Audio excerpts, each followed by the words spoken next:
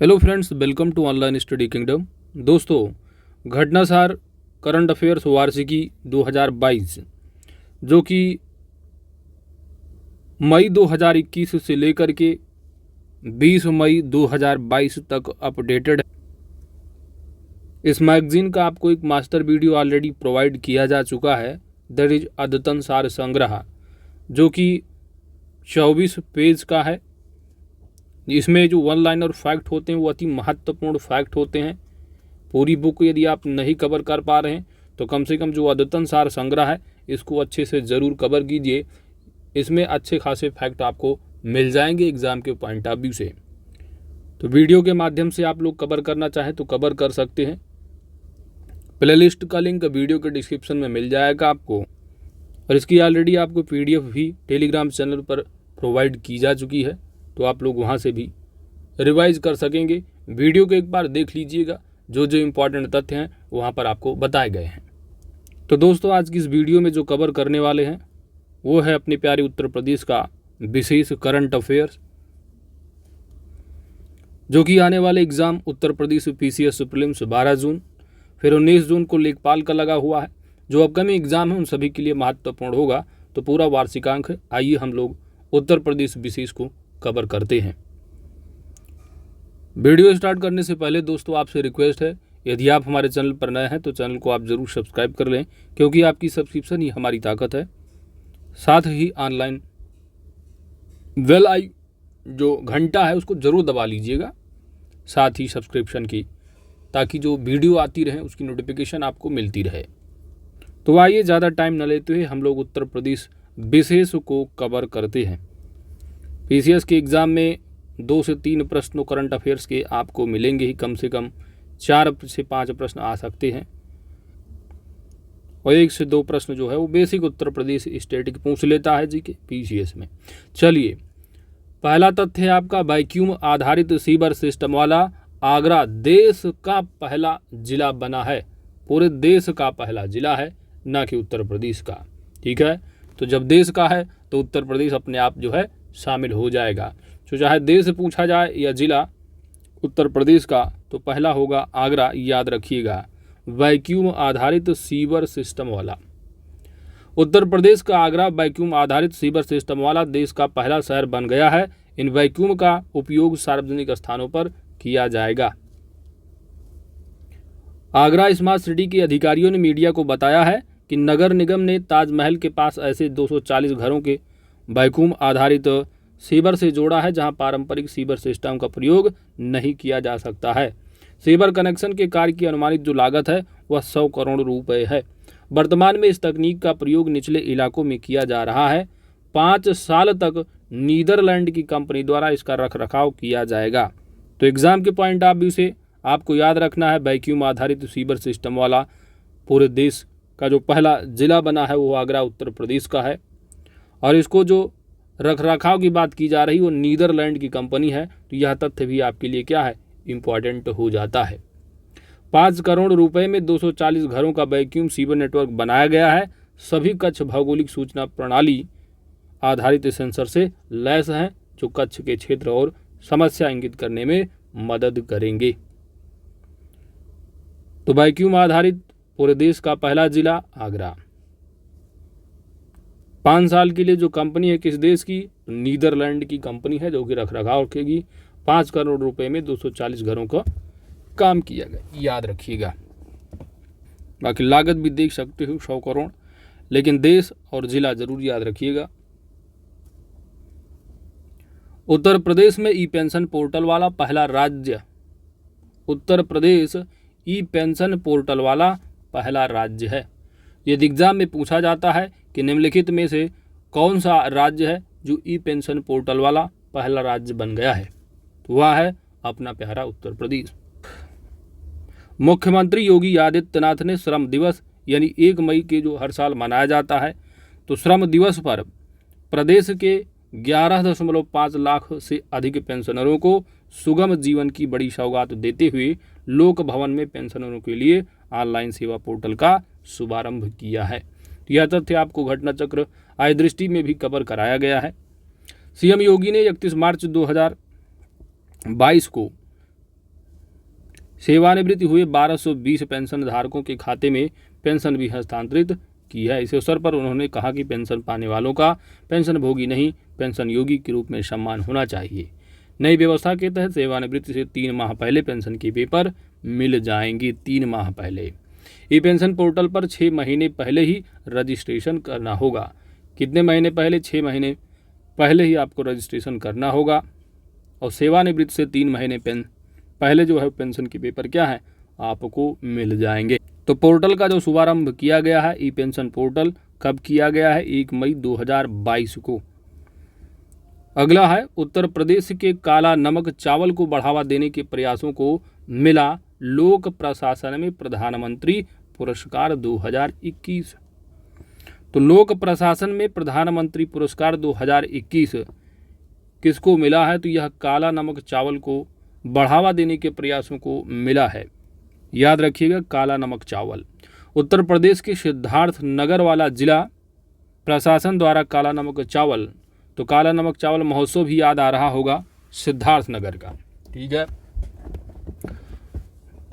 तो यदि एग्जाम में पूछा जाता है कि हाल ही में काला नमक चावल को लोक प्रशासन में प्रधानमंत्री पुरस्कार 2021 से नवाजा गया है काला नमक चावल को बढ़ावा देने के लिए, तो ये किस डिस्ट्रिक्ट से संबंधित है? उत्तर प्रदेश के। तो आप कहोगे सिद्धार्थ नगर। काला नमक चावल, जिसको भगवान बुद्ध का उपहार भी कहा जाता है, इसको सिद्धार्थ नगर जिले की समग्र विकास के लिए एक मिशन मोड योजना, एक जिला एक उत्पाद योजना के तहत सम्मानित किया गया है। और एक जिला एक उत्पाद का जो ब्रांड एम्बेसडर है आपको पता ही होगा, योगी जी फैन हैं, आप लोग समझ ही गए होंगे। कमेंट करके बताइएगा। उत्तर प्रदेश की 100 सदस्यीय विधान परिषद की स्थानीय प्राधिकार कोटे की 36 रिक्त सीटों के लिए चुनाव 12 अप्रैल 2022 को संपन्न हुआ है। इनमें से 33 सीटों पर विजय दर्ज करके भाजपा ने उच्च सदन में अब स्पष्ट बहुमत प्राप्त कर लिया है। उच्च सदन यानी विधान परिषद।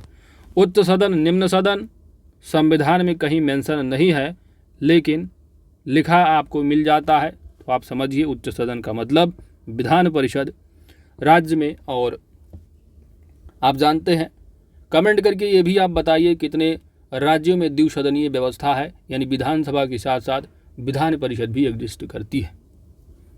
3 सीटों पर निर्दलीय उम्मीदवारों ने विजय प्राप्त की, जबकि समाजवादी पार्टी को 1 सीट जो है प्राप्त, इन चुनाव में 1 सीट भी नहीं मिली है।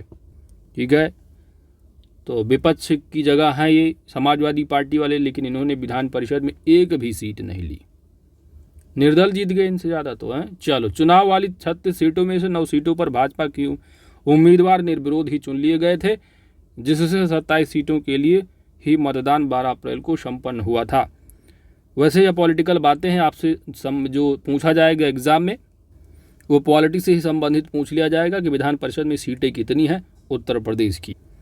तो उत्तर प्रदेश में विधान परिषद की सीटें हैं दोस्तों, जैसे कि राज्यसभा की सीटें 31 हैं, और आपके जो सांसद होते हैं यानी कि एमपी की सीट जो है मेंबर ऑफ पार्लियामेंट 80 होती है, और 403 जो अभी हाल ही में चुनाव हुआ, बाबा जी मुख्यमंत्री बने अपने, तो ये 403 सीटें हैं। इसके बाद ये हो गया आपका उच्च सदन विधान परिषद। विधान परिषद की सीटें हैं वो 100 सीटें हैं। ठीक है, तो बाकी यहाँ पर आप देख सकते हो। चलिए, चुनाव के इन परिणामों के चलते उत्तर प्रदेश की 100 सदस्यीय, देखो 100 सदस्यीय लिखा भी है, तो विधान परिषद में भाजपा की सीटों की संख्या 33 से बढ़कर 66 हो गई है। तो 100 सीटों में 66 जो है भाजपा की है, जबकि समाजवादी पार्टी की सदस्यों की संख्या 17 ही रह गई। उल्लेखनीय है कि उत्तर प्रदेश की 100 सदस्यीय विधान परिषद के लिए 38 सदस्य विधायकों द्वारा चुने जाते हैं, जबकि 36 सदस्यों का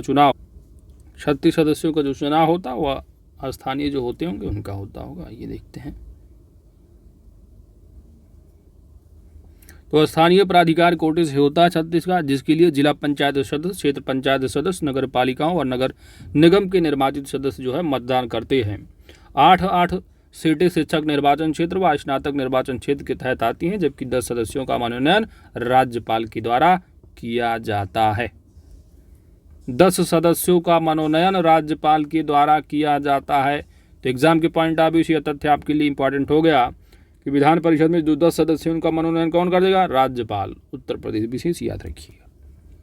देश की पहली मोबाइल हनी प्रोसेसिंग वैन का उद्घाटन 6 जनवरी 2022 को खादी और ग्रामोद्योग आयोग ने उत्तर प्रदेश के गाजियाबाद के लोनी ब्लॉक के गांव सिसोरा सलेमपुर में देश की पहली मोबाइल हनी प्रोसेसिंग वैन का उद्घाटन किया गया। तो यदि एग्जाम में पूछा जाता है कि देश की पहली मोबाइल हनी प्रोसेसिंग वैन का उद्घाटन निम्नलिखित में से किस राज्य में किया गया है, तो आप बताएंगे उत्तर प्रदेश। और घुसकर पूछते हैं कि जिला वगैरह डाल दे कि उत्तर प्रदेश का कौन सा जिला संबंधित है, तो गाजियाबाद होगा। गांव पूछ ले तो सिसोरा बताना है, ठीक है, बस इतना, ज़्यादा घुसना नहीं है। तो देश की पहली मोबाइल हनी प्रोसेसिंग वैन का उद्घाटन किया गया है गाजियाबाद उत्तर प्रदेश में। मोबाइल हनी प्रोसेसिंग वैन को मधुमक्खी पालकों के शहद को उनके दरवाजे पर संसाधित करेगी और इस प्रकार उन्हें प्रसंस्करण के लिए दूर के शहरों में प्रसंस्करण संयंत्रों में शहद ले जाने की परेशानी और लागत से बचाएगी।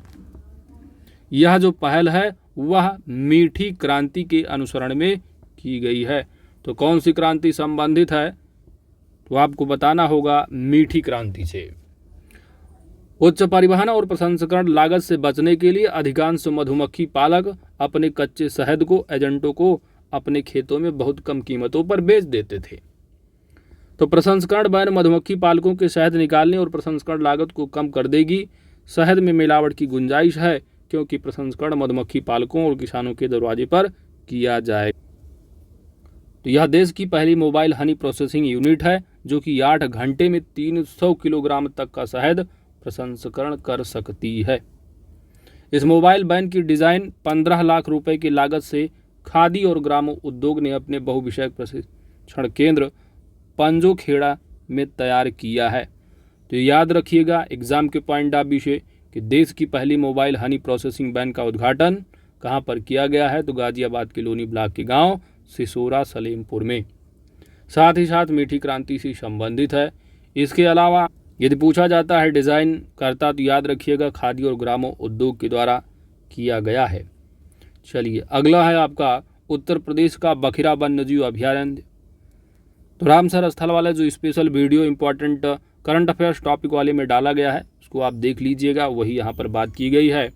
तो उत्तर प्रदेश का बखिरा वन्यजीव अभयारण्य और हैदरपुर आर्द्र भूमि रामसर साइट घोषित हुआ है। तो बखिरा वन्यजीव अभयारण्य हो गया और हैदरपुर, ठीक है, और इसी के साथ पूरे देश में जो उत्तर प्रदेश है सबसे ज़्यादा रामसर स्थल उत्तर प्रदेश में ही है। यदि उत्तर प्रदेश में घुसकर और पूछते हैं कि उत्तर प्रदेश में सबसे ज़्यादा रामसर साइट कहाँ है, तो आप जो है सोनभद्र की ओर चले जाएंगे, ठीक है। चलिए आइए देखते हैं। 2 फरवरी 2022 को विश्व आर्द्रभूमि दिवस के अवसर पर केंद्रीय पर्यावरण मंत्री भूपेंद्र यादव ने हरियाणा के गुरुग्राम में सुल्तानपुर राष्ट्रीय पक्षी उद्यान में आयोजित एक कार्यक्रम में उत्तर प्रदेश के बखिरा वन्यजीव अभयारण्य और गुजरात के खिजड़िया वन्यजीव अभयारण्य को रामसर स्थल घोषित किया है। इन 2 स्थलों के रामसर साइट में शामिल होने के बाद देश में जो रामसर स्थलों की संख्या है टोटल जो है 49 हो गई है, जो कि 10.3 हेक्टेयर के क्षेत्र में फैले हैं पूरे टोटल 49 रामसर स्थल। वहीं उत्तर प्रदेश में रामसर स्थलों की संख्या टोटल कितनी है? 10 हो गई है। तो ये जो बखिरा वन्यजीव अभयारण्य है ये जो शामिल हुआ है ना रामसर स्थल में, किस डिस्ट्रिक्ट से संबंधित है, तो यह उत्तर प्रदेश के संत कबीर नगर जनपद में स्थित है। इस बखिरा वन्यजीव अभयारण्य में बड़ी संख्या में मध्य एशियाई पक्षियों की प्रजातियों के लिए सर्दियों में सुरक्षित और अनुकूल स्थान प्रदान करता है। तो पीसीएस के लिए इम्पॉर्टेंट फैक्ट ये भी याद रखिएगा। तो इसमें जो कौन सी प्रजाति पक्षी हैं, तो याद रखिए जो मध्य एशियाई पक्षियों की प्रजातियां हैं इनके लिए विशेषकर है, ये याद रखिएगा। बखिरा वन्यजीव अभयारण्य को 1980 में स्थापित किया गया था और यह भारत का 49वां रामसर स्थल होगा। तो 48वां कौन? खिजड़िया वन्यजीव अभ्यारण्य गुजरात का। हैदरपुर आर्द्रभूमि रामसर साइट पश्चिमी उत्तर प्रदेश के हस्तिनापुर में। तो हस्तिनापुर वन्यजीव अभ्यारण्य की सीमाओं में स्थित है हैदरपुर वेटलैंड। यदि एग्जाम में पूछा जाता है कि हैदरपुर आर्द्रभूमि रामसर साइट का संबंध किस अभ्यारण्य से है, तो अभ्यारण्य का नाम हो रखना याद, हस्तिनापुर वन्यजीव अभ्यारण्य। तो इसकी सीमाओं पर स्थित हैदरपुर वेटलैंड, इसको दिसंबर 2021 में रामसर साइट के रूप में मान्यता दी गई है। हैदरपुर रामसर साइट का दर्जा पाने वाला भारत का 47वां स्थल है। टोटल कितने? 48 है। तो 48वां कौन सा है? 48वां हो गया खिजड़िया वन्यजीव अभ्यारण्य कहाँ का? गुजरात का। 49 हो गया फिर वखिरा वन्यजीव यूपी का। तो टोटल 49 है। हैदरपुर एक मानव निर्मित आर्द्रभूमि है जिसका निर्माण 1984 ईस्वी में मध्य गंगा बैराज के निर्माण के बाद हुआ है। गंगा और सोलानी नदी के बीच 6000 हेक्टेयर में फैला यह वेटलैंड जैव विविधता का केंद्र बना हुआ है। तो एग्जाम में आपसे ये भी पूछा जा सकता है कि जो हैदरपुर आर्द्रभूमि जो रामसर स्थल में शामिल हुआ है, यदि पूछा जाता है किन नदियों के मध्य है, तो नदियां भी याद रखिए गंगा और सोलानी के मध्य। यह आर्द्रभूमि पौधों की 30 से अधिक प्रजातियों, तो यह भी विशेषता याद रखो, 30 से अधिक प्रजातियों और पक्षियों की 300 प्रजातियों को आवास प्रदान करता है। हैदरपुर, तो हैदरपुर याद रखो, हाँ से हैदरपुर और हाँ से हस्तिनापुर वन्यजीव में। चलो, रामसर सूची का उद्देश्य क्या है? तो ऐसी आर्द्रभूमि का अस्तित्व बनाए रखना है जो वैश्विक जैव विविधता के संरक्षण के लिए महत्वपूर्ण है। अगला तथ्य है आपका रामसर कन्वेंशन। तो रामसर कन्वेंशन एक अंतर सरकारी पर्यावरण संधि है। तो ये सब तथ्य आपसे पूछ लिया जाता है, अंतर सरकारी, ठीक है, इंटर गवर्नमेंटल, ये सब चीज़ें आपको यूपीएससी से संबंधित ऐसे बना के तथ्य पूछते हैं। तो बस आप सब पढ़ो यहाँ पर, रामसर कन्वेंशन एक अंतर सरकारी पर्यावरण संधि है जिस पर 1971 में हस्ताक्षर किए गए थे और यह वर्ष 1975 ईस्वी में लागू हुई थी। यह स्थानीय और राष्ट्रीय कार्यों और सहयोग के माध्यम से सभी आर्द्रभूमि के संरक्षण और बुद्धिमान उपयोग के लिए रूपरेखा प्रदान करता है। ठीक है, तो याद रखो भाई, रामसर कन्वेंशन जो संधि है वो कब हुई है? वर्ष 1975 में। अच्छा, यहाँ पर दिया नहीं है कि हस्ताक्षर तो 71 में हुआ है, ठीक है, संधि जो लागू हुई 1975 से लागू हुई, बात बिल्कुल सही है। भारत यदि पूछा जाता है संधि में हस्ताक्षर कब किया था अपना प्यारा भारत, तो याद रखो वर्ष होगा 1982, ठीक है, तो 1982 को शामिल हो गया था। 1 फरवरी, ज़्यादा डेट याद करना, तो 1 फरवरी याद रख लो। रामसर कन्वेंशन हर साल 2 फरवरी को मनाया ही जाता है। रामसर जो है एक शहर का नाम है, कहाँ पर स्थित शहर? ईरान का। चलो, बखिरा उत्तर प्रदेश और खिजड़िया हो गया गुजरात का। तो इन अभ्यारण्यों के रामसर स्थल में शामिल होते ही देश में आर्द्रभूमियों की कुल संख्या 49 हो गई है। भारत में रामस्थलों की संख्या दक्षिण एशिया के देशों में सबसे अधिक हो गई है। तो भारत यानी दक्षिण एशियाई देशों में भारत में सबसे अधिक जो है रामसर स्थलों की संख्या है। कितनी है दोस्तों? 49। उत्तर प्रदेश में मार्च 2022 तक रामसर स्थलों की संख्या अब 10 हो गई है। 10 कौन कौन है, इनको आप सरसरी निगाह से जरूर देख लो। पीसीएस के एग्जाम में पूछा जा सकता है कि निम्नलिखित में से कौन सा स्थल है जो रामसर स्थल में शामिल नहीं है? कौन कौन से हैं शामिल? तो ऊपरी गंगा नदी ब्रज घाट से नरौरा खिंचाव हो गया आपका, ठीक है। तो ऊपरी गंगा नदी, नवाबगंज पक्षी अभ्यारण्य जो कि चंद्रशेखर वाला है, ठीक है, चंद्रशेखर आज़ाद के नाम से भी उन्नाव का। सांडी पक्षी अभ्यारण्य हरदोई का। समसपुर पक्षी अभ्यारण्य रायबरेली। समन पक्षी अभ्यारण्य मैनपुरी। पार्वती अर्गा पक्षी अभ्यारण्य हो गया सरसई नावर झील है, इटावा में है। लोकेशन भी याद रखो, सुरसरोवर झील, कीथम झील, आगरा। हैदरपुर वेटलैंड भाजरापुर, आप पढ़ के ही आ रहे हो। हैदरपुर कहाँ? तो ये हस्तिनापुर वन्यजीव अभ्यारण्य वाले में। अगला है आपका वखिरा वन्यजीव अभ्यारण्य जो कि अभी लेटेस्ट शामिल हुआ है और ये है संत कबीर नगर में, ठीक है। तो ये अभ्यारण्य जो शामिल हैं 10 को याद रखो। साथ ही साथ लोकेशन भी मिलाने को एग्जाम में पूछता है। इस अवसर पर भारत की आर्द्रभूमि पर अहमदाबाद के स्पेस एप्लीकेशन सेंटर द्वारा तैयार किया गया और राष्ट्रीय आर्द्रभूमि दशकीय परिवर्तन एटलस भी जारी किया गया, जो देश में आर्द्रभूमि में हुए परिवर्तनों पर प्रकाश डालता है। तो चलो आगे बढ़ते हैं दोस्तों। 10 को याद रखो यूपी स्पेशल के लिए, और उनका लोकेशन भी। टोटल संख्या पूरे भारत में सबसे ज़्यादा है, उत्तर प्रदेश में भी है और दक्षिण एशियाई देशों में सबसे ज़्यादा भारत में है, टोटल 49। अगला है आपका उत्तर प्रदेश में नए 7 नए इंटरनेट एक्सचेंज नोड्स का शुभारंभ हुआ है।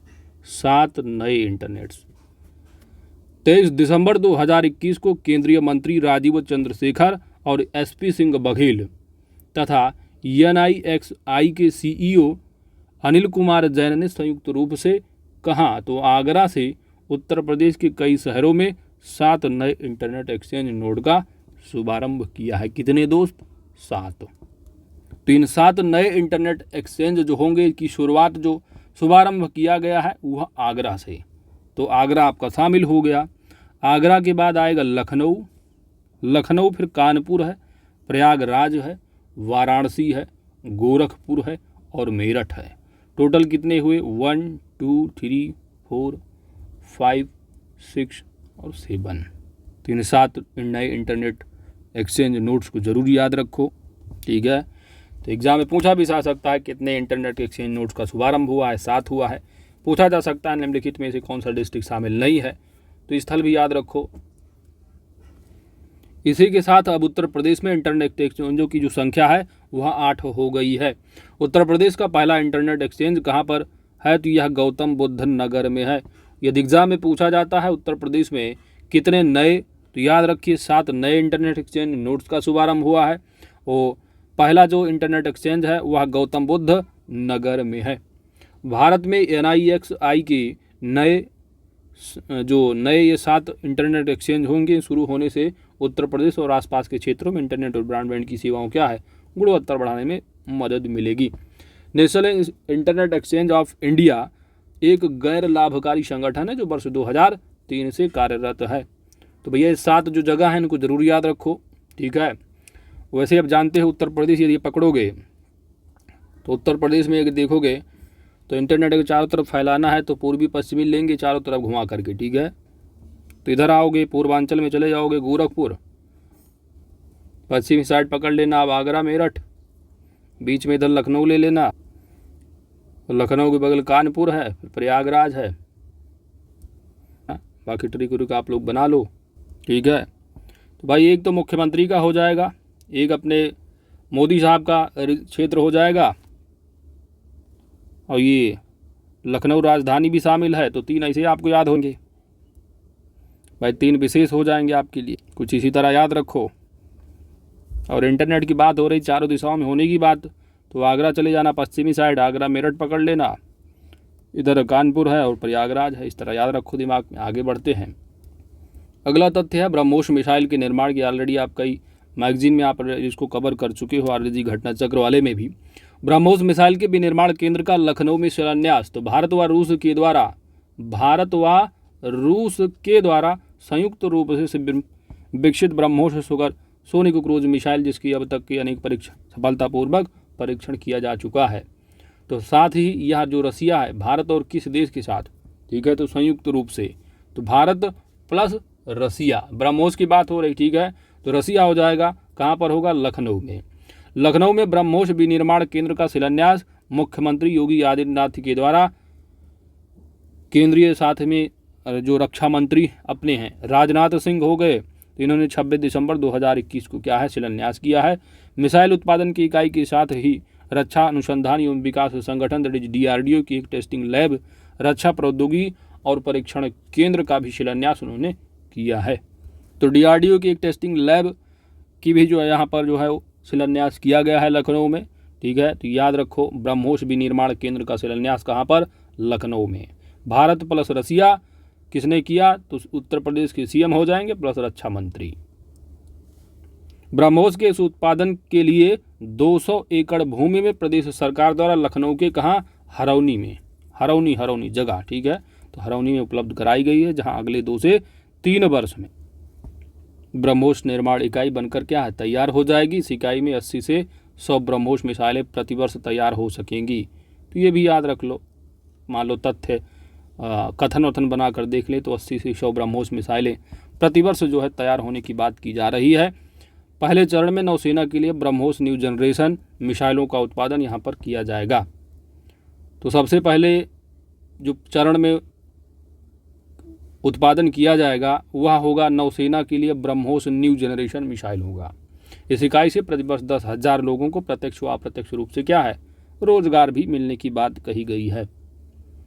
देश के लंबे एक्सप्रेसवे पूर्वांचल एक्सप्रेसवे का उद्घाटन, तो कई बार इसको पढ़ चुके हो, यहाँ पर आप रिवीजन कर लो।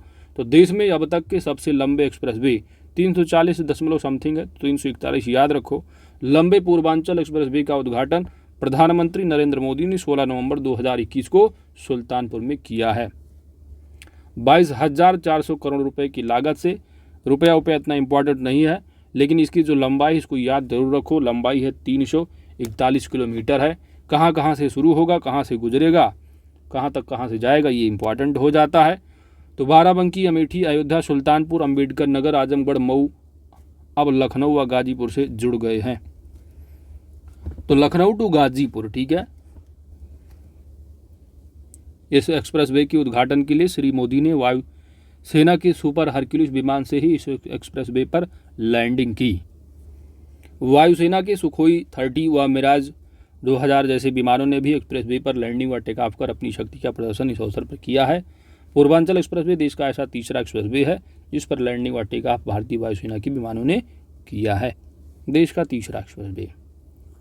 उल्लेखनीय है कि दिल्ली मुंबई एक्सप्रेसवे के पूरा होने के बाद देश में सबसे लंबा एक्सप्रेसवे हो जाएगा वह दिल्ली मुंबई एक्सप्रेसवे हो जाएगा। लेकिन उसके पहले पूरे देश में सबसे लंबा जो एक्सप्रेसवे है वह उत्तर प्रदेश का पूर्वांचल एक्सप्रेसवे है, जिसकी लंबाई 341 किलोमीटर है। जब दिल्ली मुंबई एक्सप्रेसवे बन के तैयार हो जाएगा तो उसकी भी लंबाई सबसे अधिक हो जाएगी। पूरे देश में लगभग जो है आप देख रहे हैं 1350 किलोमीटर है। और इसको जो पूरा होने की बात की जा रही है वह वर्ष 2023 तक, ये भी मान लो पूछ ले एग्जाम में, 2023 टारगेट है। और उसके बाद यदि मेरठ प्रयागराज वाला बन गया तो इसके बाद जो बात की जा रही है मेरठ प्रयागराज के बीच 594 किलोमीटर लंबे गंगा एक्सप्रेसवे का निर्माण भी 2024 तक बात की जा रही है पूरा होने की। लेकिन अभी तक जो लंबा है पूरे देश में सबसे अधिक वो पूर्वांचल एक्सप्रेसवे 341 किलोमीटर है। तो एग्जाम के पॉइंट आप भी इसे याद रखना है, लंबाई आपको, साथ ही साथ यहाँ पर जो हवाई पट्टी की बात की गई यहाँ पर नहीं देखा आपने, ठीक है, जो बीच में बनाई गई हवाई पट्टी, इनको मालूम हवाई पट्टी पूछेंगे नहीं एग्जाम में, लेकिन आपको मालूम हो नहीं सुल्तानपुर कोड़े भार में जो है 3.2 किलोमीटर की जो है हवाई पट्टी भी बनाई गई है इस पूर्वांचल एक्सप्रेसवे पर। तो इसको याद रख लो। साथ ही साथ 9 जो ज़िले हैं इनको याद रखो, ठीक है, 9 ज़िले हो गए, 9 ज़िले से होकर गुजरेगा। और शुरुआत जो हुई है वो आपका कहाँ से,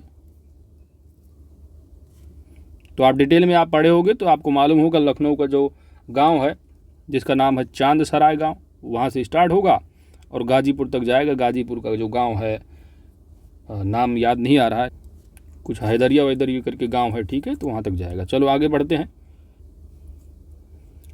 अगला तथ्य है दोस्तों, झांसी रेलवे स्टेशन का नाम अब वीरांगना लक्ष्मीबाई रेलवे स्टेशन। तो झांसी रेलवे स्टेशन का नाम बदल दिया गया, ये वीरांगना लक्ष्मीबाई के नाम पर रख दिया गया। तो उत्तर प्रदेश के इलाहाबाद जंक्शन का नाम Prayagraj junction, Mughal Sarai railway station का नाम Deendayal Upadhyay junction, Faizabad railway station का नाम अयोध्या जंक्शन तथा मध्य प्रदेश में हबीबगंज भोपाल का नाम जो है वह रानी कमलापति स्टेशन करने के बाद उत्तर प्रदेश के झांसी रेलवे स्टेशन का नाम क्या है, अब 1857 की स्वतंत्रता की वीरांगना रही झांसी की रानी लक्ष्मीबाई के नाम पर रख दिया गया है। तो नाम होगा वीरांगना लक्ष्मीबाई रेलवे स्टेशन। तो जो नाम परिवर्तित हुए हैं भाई इनको भी याद रखो, एक आध नाम परिवर्तित तो एग्जाम में पूछा ही जाएगा, इतने नाम परिवर्तित हो रहे हैं। 1889 ईस्वी में स्थापित इस स्टेशन का नाम बदलने के प्रदेश सरकार के प्रस्ताव को केंद्रीय गृह मंत्रालय की मंजूरी मिलने के बाद प्रदेश सरकार के नाम परिवर्तन की अधिसूचना 29 दिसंबर 2021 को जारी कर दी है। तो एग्ज़ाम के पॉइंट ऑफ व्यू से यदि आपको पूछा, एग्ज़ाम में पूछ लिया जाए कि नाम जो परिवर्तन है किस मंत्रालय के अधीन जाएगी बात, तो इसको मंजूरी लेनी होती है गृह मंत्रालय से। ठीक है, याद रखिएगा। अगला तथ्य है दांदूपुर रेलवे स्टेशन का नाम। तो दांदूपुर रेलवे स्टेशन का नाम इसको भी माता जी के ऊपर रख दिया गया, माँ बाराही देवी धाम, बाराही देवी धाम। उत्तर प्रदेश में लखनऊ वाराणसी रेलखंड पर स्थित दादूपुर स्टेशन का नाम माँ बाराही देवी धाम किया गया है। इस नए नामकरण की घोषणा मुख्यमंत्री योगी आदित्यनाथ ने दिसंबर 2020 में ही की थी। विभिन्न औपचारिक जो प्रक्रियाएं हैं उनका पूरी होने के बाद इसका नाम जो है 25 नवंबर 2021 से क्या है, प्रभावी हो गया है। तो एग्जाम के पॉइंट आप इसे याद रखो, पूछा दिया जाता है। तो दादूपुर का नाम हो गया माँ बाराही देवी धाम। अगला है कि उत्तर प्रदेश के रतौल आम, ठीक है, रतौल आम की जीआई टैग दिया गया। तो यदि एग्जाम में पूछा जाता है कि हाल ही में उत्तर प्रदेश के रतौल आम को जीआई टैग प्रदान किया गया है, रतौल आम का संबंध किस डिस्ट्रिक्ट से है, तो बागपत जिले में उत्पादित होने की बात होती है।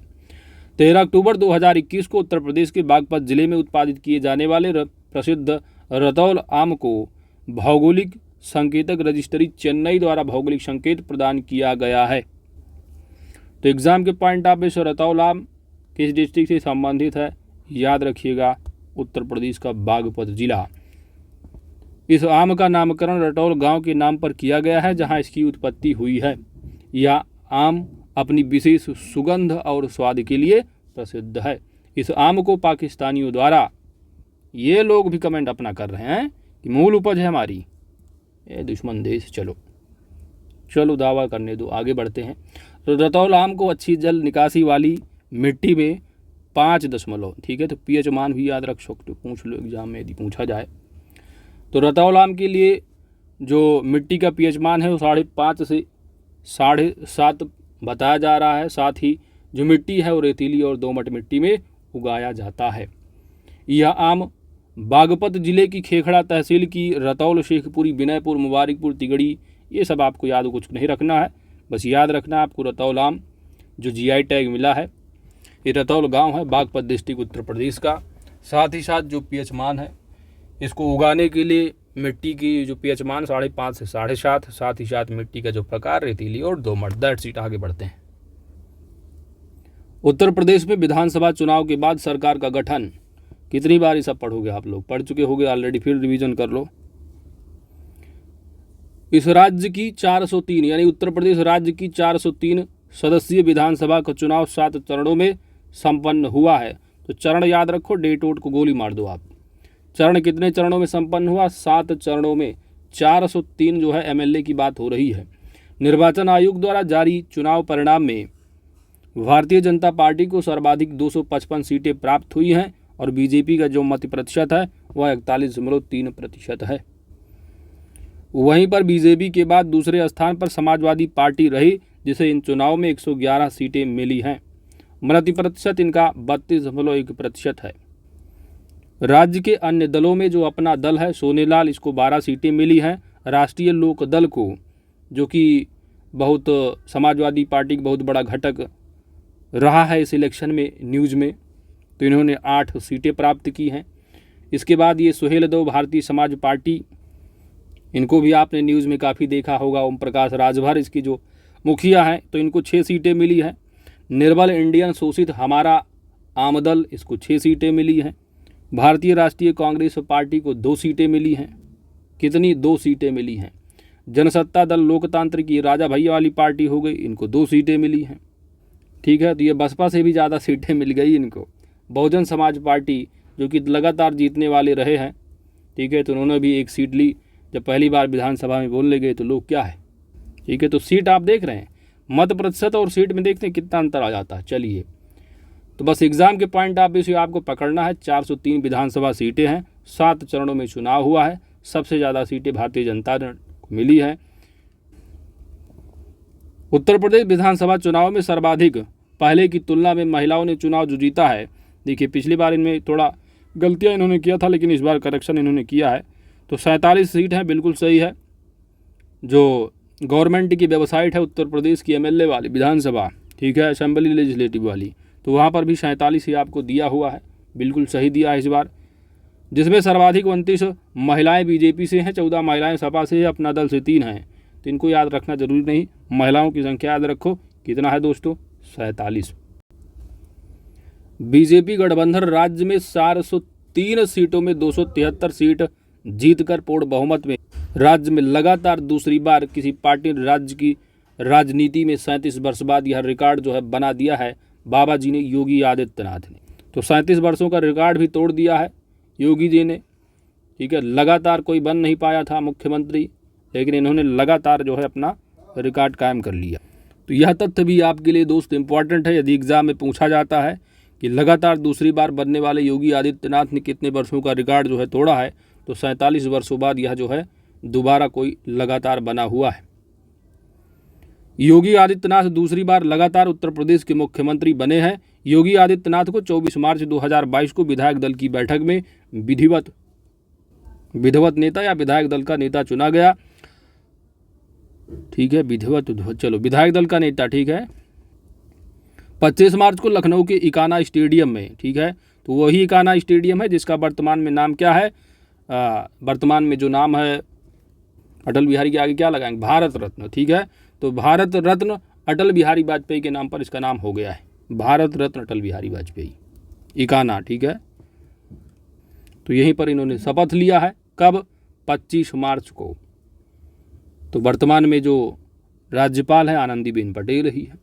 योगी आदित्यनाथ ने इनके साथ साथ जो है जो उत्तर प्रदेश में 2 उप मुख्यमंत्री हैं जो कि ऑलरेडी पहले थे ही, केशव प्रसाद मौर्य, तो दोबारा इन पर जो है पार्टी ने कृपा पूरा बनाए रखा है। इसके बाद क्योंकि इन्होंने अपनी कॉन्स्टिट्यूंसी से क्या है, एमएलए का जो चुनाव था वो हार गए थे, लेकिन जो है पार्टी में वैल्यू है इनकी। केशव प्रसाद मौर्य दोबारा उप मुख्यमंत्री बने, ब्रजेश पाठक भी उप मुख्यमंत्री के तौर पर शपथ ली है। तो 2 उप मुख्यमंत्री और 1 मुख्यमंत्री। इसके बाद 52 मंत्रियों ने क्या है, शपथ ली है। इन मंत्रियों में 18 कैबिनेट मंत्री, 14 स्वतंत्र प्रभार मंत्री के रूप में शामिल है। साथ ही योगी मंत्रिमंडल में 5 महिलाओं को मंत्री बनाया गया है। तो एग्जाम के पॉइंट ऑफ व्यू से जो 47 एमएलए चुनी गई हैं महिलाएं, इनमें जो मंत्रिमंडल में दर्जा मिला है वो 5 महिलाओं को मंत्रिमंडल में मंत्री का दर्जा मिला हुआ है। तो यह भी तथ्य आपके लिए इम्पोर्टेंट है दोस्त, ठीक है। आगे बढ़ते, मिशन शक्ति अभियान का तीसरा चरण प्रारंभ। तो नारी सुरक्षा, सम्मान व स्वावलंबन हेतु मिशन शक्ति अभियान का तीसरा चरण राज्य में 21 अगस्त 2021 को प्रारंभ हुआ है। यदि एग्जाम में पूछा जाता है मिशन शक्ति अभियान का तीसरा चरण कब प्रारंभ हुआ, 21 अगस्त 2021 को। बाकी इसको ऑलरेडी आप पढ़ चुके होंगे कई जगह। तो कब से कब तक होगा, 21 अगस्त से स्टार्ट होगा और 31 दिसंबर तक चलेगा 2031 तक, ठीक है। तो 31 दिसंबर 2021 तक चलेगा और 21 अगस्त से शुरुआत हुई है। कई बार इसको आप मैगजीन में कवर कर चुके हो। राज्यपाल आनंदीबेन पटेल और मुख्यमंत्री योगी आदित्यनाथ ने लखनऊ में आयोजित एक कार्यक्रम में इसका शुभारंभ किया है। इस अवसर पर राज्य की 75 ऐसी महिलाओं को सम्मानित किया गया है। तो याद रखो, अभियान के तहत 59,000 ग्राम पंचायत भवनों में मिशन शक्ति का शुभारंभ है। 1 लाख स्वयं सहायता समूहों का गठन। तो इस तीसरे चरण में क्या क्या बातें हैं आप यहाँ पर ध्यान दीजिएगा। एग्जाम में पूछा जाता है जो मिशन शक्ति का तीसरा अभियान है, इसका जो चरण है तीसरा, यह 21 से स्टार्ट होगा, अगस्त से 31 दिसंबर 2021 की बात की जा रही है। और 59,000 ग्राम पंचायत भवनों में मिशन शक्ति का शुभारंभ किया जाएगा। इसी के तहत 1 लाख स्वयं सहायता समूहों का गठन होगा। मंडल मुख्यालय एवं गौतम बुद्ध नगर में सेफ सिटी, ठीक है। तो सेफ सिटी आप पढ़ोगे बजट में। तो सेफ सिटी परियोजना का क्रियान्वयन जो है 84.79 करोड़ से 1286 स्थानों में पिंक टॉयलेट का निर्माण की बात की गई है। तो ये तथ्य आपके लिए इंपॉर्टेंट है, इनको याद रखिएगा, ठीक है। बाकी यहाँ पर दिया नहीं मिशन शक्ति का शुभारंभ कब हुआ था।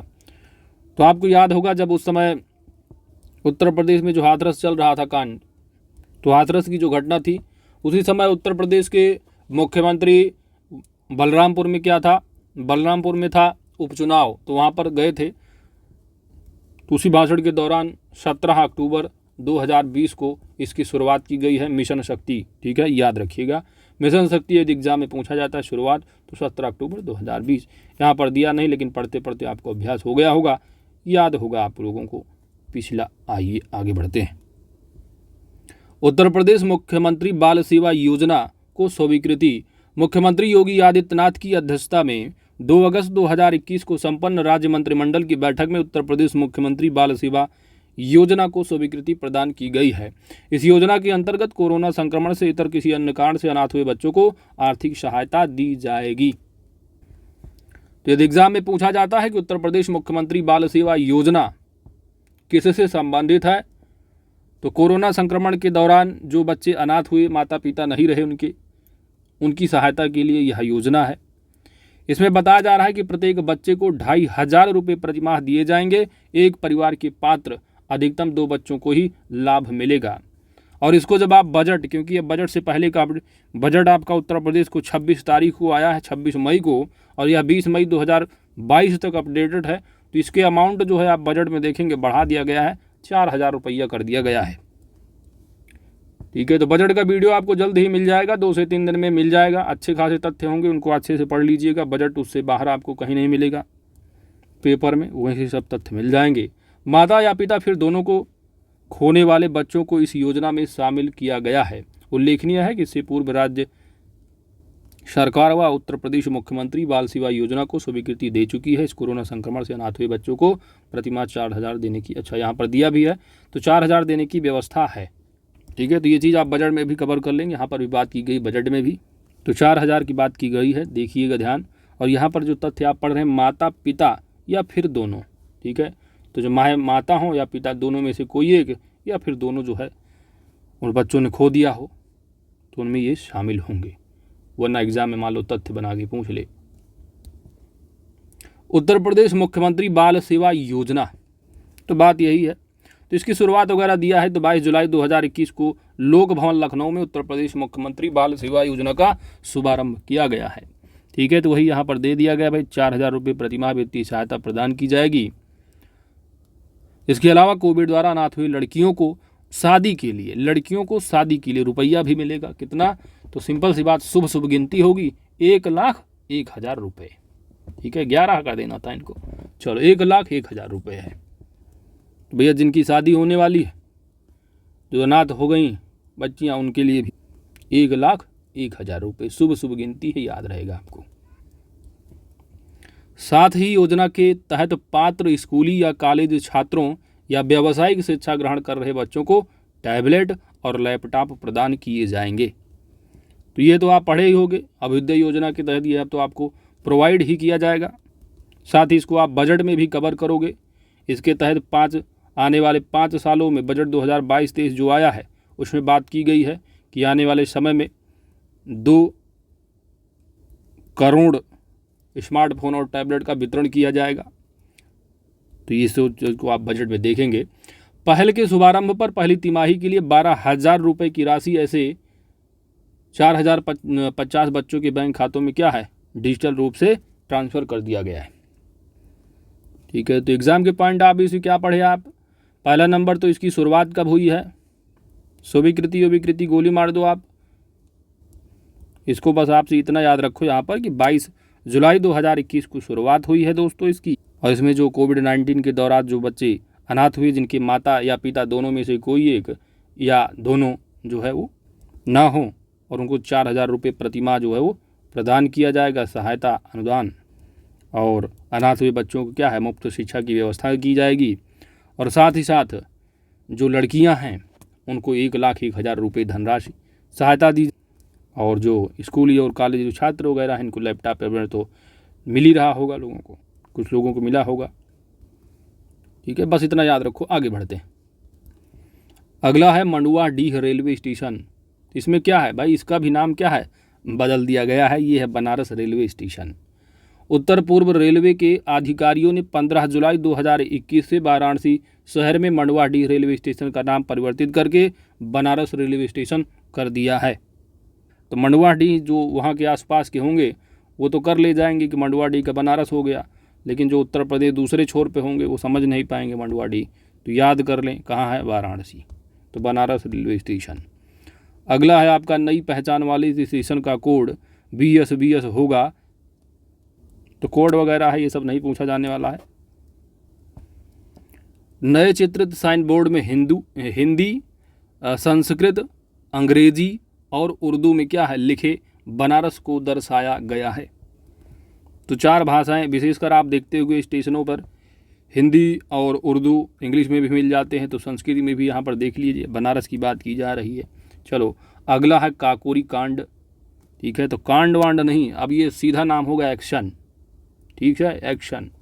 तो ट्रेन एक्शन कर दिया गया है नाम। तो आप पढ़ते ही हो कि 9 अगस्त 2021 को इसका नाम परिवर्तित किया गया, क्योंकि 9 अगस्त 1925 की ये घटना है, यहाँ पर दिया होगा तो ठीक है। ठीक है, तो बेसिकली जो घटना हुई है वो 9 अगस्त पढ़ते हो, जो काकोरी कांड है। ठीक है, तो काकोरी कांड 9 अगस्त, भाई काकोरी कांड नहीं एक्शन पढ़ो। तो काकोरी ट्रेन जो एक्शन है वह 9 अगस्त 1925 को घटित हुआ था। ठीक है, जो संगठन रहा HSRA के पहले जो HRA बना था, तो HRA के द्वारा जो है वो जो काकोरी से चली ट्रेन, तो जो शामिल रहे हैं आप मिडिबल उसमें मॉडर्न हिस्ट्री में पढ़ते हो आप लोग, राम प्रसाद बिस्मिल रहे, अशफाक उल्लाह। ठीक है, इनको कहाँ कहाँ फांसी दी गई थी, इसके लिए ये भी एग्जाम में पूछा जाता है, तो याद रख लीजिएगा आप लोग। तो राम प्रसाद बिस्मिल रहे, अशफाक उल्लाह खां, राजेंद्र प्रसाद लहरी रहे हैं, बाकी जो चंद्रशेखर आज़ाद साहब रहे हैं वो तो वहाँ से निकल लिए थे चुपचाप, बाकी सब लोग तो पकड़ ही लिए गए थे, तो उन लोगों को फांसी दे दी गई थी। बाकी चंद्रशेखर आज़ाद पार्क भी होगा इलाहाबाद में, यानी प्रयागराज में, तो वहाँ पर जो है खुद को बोले कि अंग्रेज़ों से अच्छा है कि अपने हाथ से गोली मार लो खुद को, तो उसी के नाम पर वहाँ पर पार्क है। चलिए, तो याद रखो दोस्तों, काकोरी कांड एक्शन का नाम क्या है, परिवर्तित कर दिया गया है, अब इसका नाम होगा ट्रेन एक्शन कांड की जगह। घटना इतिहास में कब घटी, 9 अगस्त 1925। ठीक है, तो 9 अगस्त 1925 को हुआ, तो 100 वर्ष पूरा हुआ वर्ष 2022 में। वर्ष 2022 ये तो चौरी चौरा हो जाएगा 100 वर्ष। ठीक है, 25 का हुआ है, तो आने वाले टाइम पर होगा ये, क्योंकि जो चौरी चौरा घटना है आप जानते हो, कहीं कहीं 4 फरवरी, कहीं कहीं 5 फरवरी लिखा हुआ मिलता है, वर्ष 1922। चलो आगे बढ़ते हैं। उत्तर प्रदेश जनसंख्या नीति 2021 और 30। तो इम्पॉर्टेंट फैक्ट है, इम्पॉर्टेंट तथ्य, एग्जाम की पॉइंट ऑफ व्यू से एक आध प्रश्न आपको यहाँ पर देखने को मिलेंगे एग्जाम में। ठीक है, उत्तर प्रदेश के मुख्यमंत्री योगी आदित्यनाथ ने 11 जुलाई को आप जानते हो हर साल जनसंख्या दिवस के रूप में मनाया भी जाता है। तो विश्व जनसंख्या दिवस हर साल कब, 11 जुलाई को। तो 11 जुलाई 2021 को प्रदेश जनसंख्या नीति 2021-30 क्या है, जारी की गई है। इसके तहत जो निर्धारित लक्ष्य है, वर्ष 2026 तक सकल प्रजनन दर को 2.7 से घटाकर 2.1% और 2030 तक 1.9% तक करना है। यह तथ्य UPPCS प्रीलिम्स 2021 में पूछा हुआ प्रश्न है, एक प्रश्न डिट्टो यहीं से पूछ लिया गया था। आधुनिक गर्भ निरोधक प्रसार दर को 31.7% से बढ़ा देना है और वर्ष 2026 तक कर देना है 45%। आधुनिक गर्भ निरोधक प्रसार दर को 31.7 से बढ़ाकर 2026 तक कब तक करना भैया, कितना, 45%। उसके आगे फिर 2030 में बताया जा रहा है कि 52% कर देना है। तो इन तथ्यों को याद रखो। पुरुष गर्भ निरोधक उपयोग के तरीकों को 10.8% से बढ़ाकर 2026 15.1 करना है और 2030 तक 16.4 करना है। अगला तथ्य हो सकता है आपकी इस बार जो है MMR पूछ लें, तो इनको जरूर याद रखो। मातृ मृत्यु दर, ठीक है, तो इसको याद रखना है। शिशु मृत्यु दर को याद रखना है। जीवन प्रत्याशा, भैया इसमें से एक आध प्रश्न आपको जरूर पूछा जाएगा एग्जाम में, याद कर लो आप लोग। तो जनसंख्या पॉलिसी 2021-30 जो निर्धारित लक्ष्य है मातृ मृत्यु दर, इसको जो है प्रति 1 लाख जन्म पर देखा जाता है, तो 197 से घटाकर 2026 तक 150 और 2030 तक 98 करना है। तो इस टारगेट को भी याद रखो। इस पॉलिसी के तहत जो निर्धारित लक्ष्य है, मॉटरनल मोर्टेलिटी रेट जो कितना है भैया, 2026 तक 197 है और 2030 तक 150। तो 197 से घटाकर 26 तक कितना 150 करना है, 2026 तक 150 करना है और 2030 तक टारगेट है 98 कर देना है। वर्तमान में आप देख ही रहे हो 197 बताया जा रहा है। शिशु मृत्यु दर, तो शिशु मृत्यु दर प्रति 1000 जन्म पर बात की जाती है और ये प्रति 1 लाख जन्म पर मातृ मृत्यु दर की बात की जाती है। तो ये तथ्य भी एग्जाम में पूछा जा सकता है, याद रखना। तो यह 43 है, तो इसको घटाकर 43 से 32 कर देना है 2026 तक और 2030 तक 22 करना है। ठीक है, तो इसमें 10 का अंतर याद रहेगा, 32 और 22। इसके बाद यह बात 5 वर्ष, तो 5 वर्ष से कम आयु की शिशु मृत्यु दर को 47 से घटाकर 35 करना है और उसके बाद 2030 तक 25 कर देना है। तो इनमें आप देख रहे हैं 10-10 का अंतर है, 32 से 22 हो रहा है और 26 से 30 में क्या हो रहा है, 35 से 25 हो रहा है शिशु मृत्यु दर। इसके बाद जीवन प्रत्याशा है, तो जीवन प्रत्याशा कितनी है, तो 64.3 से इसको बढ़ाना है। फिर बढ़ाना जीवन प्रत्याशा की बात हो रही, तो 2026 तक इसको 66 कर देना है और 2030 में और इसको थोड़ा बढ़ाकर 69 करना है। बाल लिंग अनुपात, तो 899 से बढ़ाकर 2026 तक 905 करना है और 2030 तक इसको 919 तक कर देना है। ठीक है, तो ये जो बाल लिंग अनुपात आप सेक्स रेशियो चाइल्ड पढ़ते हो उत्तर प्रदेश का 902 है, तो वो नहीं, क्योंकि 2011 के सेंसस के अकॉर्डिंग है, ये लेटेस्ट है आपका 899। चलो, तो भैया इसको अच्छे से पढ़ लीजिएगा दोस्तों आप लोग, इसमें से आपको एक आध प्रश्न मिलेगा एग्जाम में। अगला तथ्य आपका उत्तर प्रदेश जनसंख्या नियंत्रण, स्थिरीकरण और कल्याण मसौदा विधेयक, तो यह भी आपके लिए क्या है, इम्पॉर्टेंट है। उत्तर प्रदेश राज्य विधि आयोग द्वारा 11 जुलाई 2021 को जनसंख्या नियंत्रण के लिए एक मसौदा विधेयक उत्तर प्रदेश जनसंख्या नियंत्रण, स्थिरीकरण और कल्याण विधेयक 2021 प्रस्तावित किया गया है, जिसके तहत 2 बच्चों, क्या है, 2 बच्चों के मानदंड को लागू और बढ़ावा दिया गया है। बच्चे 2 ही अच्छे। इसके तहत उत्तर प्रदेश के 2 बच्चों की नीति का उल्लंघन करने वाले किसी भी व्यक्ति को स्थानीय निकाय चुनाव लड़ने, देखो बात आ गई ना, स्थानीय निकाय चुनाव लड़ने, तो न प्रधानी लड़ना है, न बीडीसी लड़ना है, न पंचायती लड़ना है,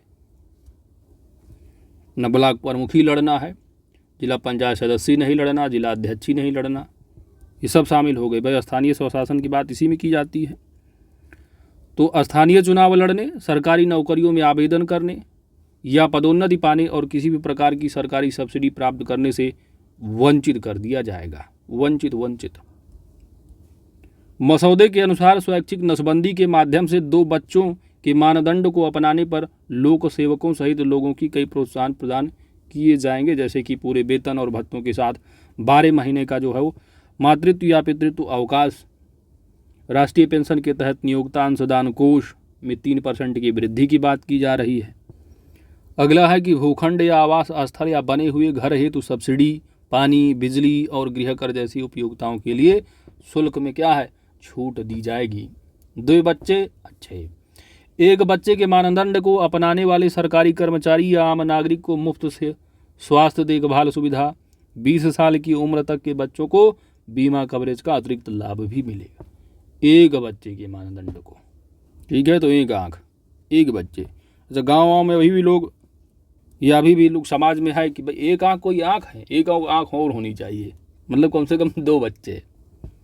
अगला है स्वैच्छिक नसबंदी के माध्यम से 1 बच्चे के मानदंड को अपनाने वाले गरीबी रेखा से नीचे जीवन यापन करने वाले, गरीबी रेखा से जीवन यापन करने वाले लड़का पैदा होने पर एक मुश्त 80,000 रुपया और लड़की होने पर 1 लाख रुपये के भुगतान के लिए पात्र होंगे। 1 लड़का हुआ, अब कह रहे हैं चलो अब नसबंदी करवाते हैं, तो 1 लड़का पैदा हुआ, स्वैच्छिक से नसबंदी कराए तो 80,000 रुपये मिला। लड़की है, कह रहे भैया ठीक है, 1 लड़की प्यारी सी बिटिया है, अच्छा है, उसके बाद फिर 1 लाख रुपये भी मिल जाएगा। ये चीज़ें यहाँ पर बताई गई है। चलो आगे बढ़ते हैं, तो इन चीज़ों को ध्यान देना है, मान लो एग्ज़ाम में पूछ लें। आगे बढ़ दो, अगला है आपका उत्तर प्रदेश का पहला आयुष विद्यालय। तो आयुष विश्वविद्यालय, आयुष्मान भव बाबा जी कहेंगे। बाबा जी कहाँ अपने प्रदेश के मुख्यमंत्री गोरखनाथ। तो ये गोरखनाथ उत्तर प्रदेश याद रखने का तरीका है। तो गोरखपुर में बात की जा रही है इसकी, गोरखपुर पिपरी तरकुलहा गांव, ठीक है। तो आयुष विश्वविद्यालय वहीं पर होगा। तो राष्ट्रपति रामनाथ कोविंद ने 28 अगस्त 2021 को गोरखपुर पिपरी तरकुलहा गांव में उत्तर प्रदेश के पहले आयुष विश्वविद्यालय की आधारशिला रखी है। तो यदि एग्जाम में पूछा जाता है कि उत्तर प्रदेश का पहला जो आयुष विश्वविद्यालय होगा वो कहाँ पर होगा, तो याद रखिएगा गोरखपुर, ठीक है। पिपरी तरकुलहा गांव, यूपी स्पेशल में पूछ ले, गांव सामयिक तो पूछ ले, बता दो, बाकी याद रखो गोरखपुर, दैट्स इट। इस आयुष विश्वविद्यालय को महायोगी गुरु गोरक्षनाथ उत्तर प्रदेश आयुष विश्वविद्यालय के नाम पर होगा, नाम से जाना जाएगा। रुपया कितना, तो 299 करोड़ रुपए की लागत से बनने वाले 52 एकड़ में फैले विश्वविद्यालय को आयुर्वेद, यूनानी, होम्योपैथी और योग सहित सभी चिकित्साएं उपलब्ध होंगी। राज्य सरकार ने इस विश्वविद्यालय के निर्माण कार्य को पूर्ण करने की जो समय अवधि बताई है वह वर्ष 2030 है, वर्ष 2023। कब, 2023। चलिए अगला तथ्य आता है आपका Uttar Pradesh adopt heritage policy. 16 अगस्त 2021 को उत्तर प्रदेश मंत्रिमंडल ने भारत सरकार द्वारा स्वीकृत एडॉप्ट हेरिटेज पॉलिसी अपनी धरोहर अपनी पहचान की तरह प्रदेश के लिए तैयार की गई Uttar Pradesh adopt heritage policy अपनी धरोहर अपनी पहचान को अनुमोदित किया है। इस नीति के अंतर्गत उत्तर प्रदेश राज्य पुरातत्व निदेशालय द्वारा संरक्षित स्मारकों, पुरास्थलों का स्थलीय विकास, रखरखाव एवं जन सुविधाओं का प्रबंधन सार्वजनिक उद्यम इकाइयों एवं निजी क्षेत्र की सहभागिता से किया जाएगा। तो ये Uttar Pradesh adopt heritage policy 16 अगस्त 2021 को मंत्रिमंडल के द्वारा जो है ये अनुमोदित किया गया है। तो ये जो उत्तर प्रदेश राज्य के जो पुरातत्व निदेशालय द्वारा संरक्षित स्मारक, पुरास्थल हैं उनके स्थलीय विकास, रखरखाव और जन सुविधाओं के प्रबंधन सार्वजनिक उद्यमों की इकाइयों, निजी क्षेत्र की सहभागिता से किया जाएगा। इस नीति के तहत संरक्षित स्मारकों, पुरास्थलों को विकसित करने हेतु निजी क्षेत्र के उद्यमियों को क्या है, स्मारक मित्र बनाने का प्रस्ताव है। तो स्मारक मित्र कौन बनेंगे, तो प्राइवेट सेक्टर के जो उद्यमी हैं, व्यापारी हैं, उनको स्मारक मित्र बनाया जाएगा। दोस्त, चयनित स्मारक मित्र खुद के संसाधनों से स्मारकों का स्थलीय विकास, पर्यटकों के लिए स्मारक परिसर में जन सुविधा प्रबंध एवं वार्षिक रखरखाव आदि की व्यवस्था करेंगे। एडॉप्ट हेरिटेज पॉलिसी के तहत चयनित स्मारक मित्र उत्तर प्रदेश राज्य पुरातत्व निदेशालय, पर्यटन विभाग एवं संबंधित जिले के जिलाधिकारी के बीच समझौता किया जाएगा। योजना के क्रियान्वयन हेतु संस्कृति विभाग एवं पर्यटन विभाग की एक संयुक्त समिति बनाई जाएगी। संयुक्त समिति द्वारा निर्धारित कार्य योजना के अनुसार कार्य होगा। मंत्रिमंडल द्वारा इस नीति के अंतर्गत पहले चरण में पुरातत्व निदेशालय द्वारा उत्तर प्रदेश के राज्य पुरातत्व विभाग के 11 प्रमुख स्थलों का चुनाव जो है स्मारक मित्र बनाए जाने हेतु किए जाने का प्रस्ताव जो है वो स्वीकार किया गया है। तो ये जो 11 स्मारक स्थल चुनाव किया गया है इसमें छतर मंजिल एवं फरहत बख्श कोठी कैसरबाग, इसके अलावा लखनऊ कोठी गुलिस्ताने इरम कैसरबाग, लखनऊ, अरे ये लोग कामा लगा दिए बीच में, देखो स्थल जो है ये छतर मंजिल एवं फरहत बख्श कोठी कैसरबाग लखनऊ में हो गया, एक हो गया। कोठी गुलिस्तान इरम कैसरबाग लखनऊ 2, इसके बाद दर्शन विलास 3 हो गया। हुलास खेड़ा उत्खनन स्थल मोहनलालगंज 4, कुसुमवन सरोवर गोवर्धन 5, मथुरा 6, गुरुधाम 7, प्राचीन दुर्ग 8, बरुआ सागर 9 और झांसी जो है ये 10।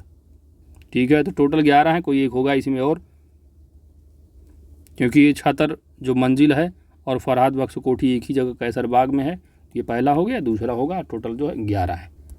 तो ये सब आपसे नहीं पूछेगा, बाकी एक सरसरी निगाह से देख लो। यहाँ पर जो बात की गई है वो Uttar Pradesh adopt heritage policy, इसका जो है मंजूरी जो मिली है वो 16 अगस्त 2021 को बात की गई है, अनुमोदित की गई है मंत्रिमंडल के द्वारा। और इसमें जो स्मारक मित्र बनाने का प्रस्ताव है किसके लिए है, विशेषकर तो प्राइवेट सेक्टर के जो उद्यमी हैं उनको जो है इसमें स्मारक मित्र बनाने का काम होगा। ठीक है, उसके तहत जो स्थल हैं उनको डेवलप किया जाएगा, सबकी बात की गई है और 11 स्थलों को चुना गया है सबसे पहले चरण में। इसके बाद उत्तर प्रदेश राज्य पुरातत्व निदेशालय द्वारा चयनित अन्य स्मारकों को एवं धरोहरों को क्या है विकसित करने हेतु आवश्यकता अनुसार स्मारक मित्र बनाए जाएंगे। तो 11 है पहले चरण में, याद रखिएगा। कौन कौन से हैं ये सब नहीं पूछेगा इतना डिटेलिंग में, आगे बढ़ते हैं। अगला है नवीनतम पुरस्कार उत्तर प्रदेश के। तो उत्तर प्रदेश संस्कृत संस्थान पुरस्कार 2020, उत्तर प्रदेश संस्कृत संस्थान के वर्ष 2020 के पुरस्कार 19 अगस्त 2021 को घोषित किया गया। अब आपको याद रखना है उत्तर प्रदेश संस्कृत संस्थान जो पुरस्कार है, इसके तहत संस्थान का जो सर्वोच्च सम्मान पुरस्कार दैट इज विश्व भारती, तो विश्व भारती जो पुरस्कार मिला है, सर्वोच्च सम्मान किसको मिला है, तो ओम प्रकाश पांडे को दिया गया है। ठीक है, तो संस्कृत संस्थान के द्वारा दिया जाता है विश्व भारती। तो संस्कृत शब्द आता है आपका ओम नमः शिवाय, बम बम भोले। ठीक है, तो ओम पकड़ लेना, संस्कृत संस्थान के द्वारा दिया गया है, विश्व भारती सम्मान है, इस तरह दिमाग में रखना है, ऑप्शन देखो याद आ जाए।